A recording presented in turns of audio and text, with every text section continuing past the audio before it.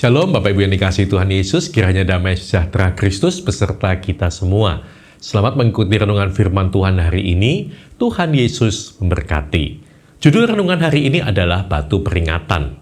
Bacaan kita terambil dari kitab Yosua 4 ayat 5-7 yang berbunyi demikian. Dan Yosua berkata kepada mereka, "Menyeberanglah di depan tabut Tuhan Allahmu ke tengah-tengah sungai Yordan, dan angkatlah masing-masing sebuah batu ke atas bahumu, menurut bilangan suku orang Israel, supaya ini menjadi tanda di tengah-tengah kamu. Jika anak-anakmu bertanya kemudian hari, apakah artinya batu-batu ini bagi kamu? Maka haruslah kamu katakan kepada mereka bahwa air sungai Yordan terputus di depan tabut perjanjian Tuhan. Ketika tabut itu menyeberangi sungai Yordan, air sungai Yordan itu terputus. Sebab itu, batu-batu ini akan menjadi tanda peringatan bagi orang Israel untuk selama-lamanya." Bapak, Ibu, dan saudara sekalian, jika kita membaca Alkitab, kita akan menemukan perintah-perintah Tuhan agar bangsa Israel meninggalkan jejak atau tanda yang berisi kesaksian mengenai Tuhan. Salah satunya adalah ke-12 batu peringatan akan mujizat Tuhan ketika membelah sungai Yordan di depan tabut perjanjian, sehingga orang Israel dapat berjalan di tanah kering. Tujuannya adalah supaya hal itu dapat diingat turun-temurun oleh keturunan orang Israel dan juga sebagai warisan yang harus disampaikan kepada mereka.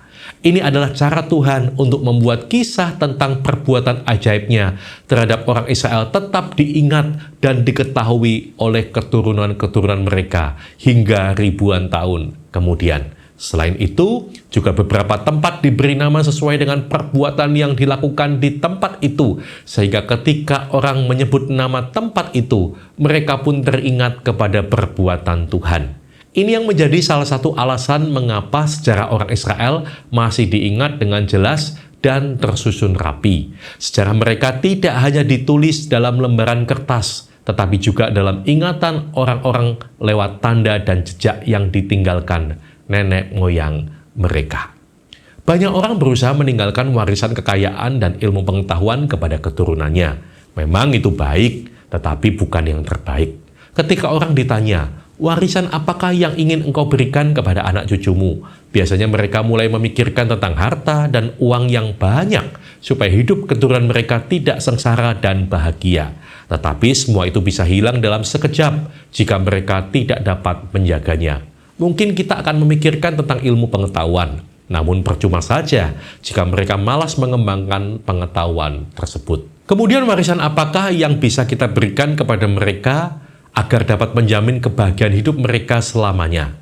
Marilah kita memberikan jawaban bahwa teladan iman itulah yang terbaik dari semua peninggalan yang ada. Bagi kita orang percaya, jejak atau tanda apakah yang akan kita tinggalkan kepada keturunan-keturunan kita agar mereka tetap senantiasa ingat kepada kebaikan Tuhan? Apakah dengan membuat gambar salib yang ditempelkan di rumah sehingga anak-anak tahu bahwa orang tua mereka adalah orang Kristen? Atau membeli sebuah Alkitab yang kemudian dijadikan Alkitab keramat yang diturunkan kepada keturunan supaya mereka rajin membacanya? Ternyata tidak juga. Jejak atau tanda yang kita tinggalkan tidak cukup berupa sebuah benda, tetapi berupa keteladanan hidup. Teladan iman adalah warisan yang berharga kepada keturunan kita.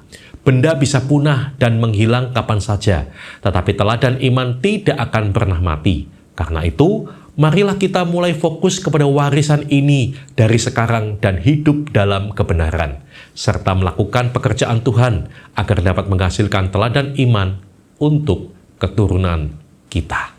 Amin.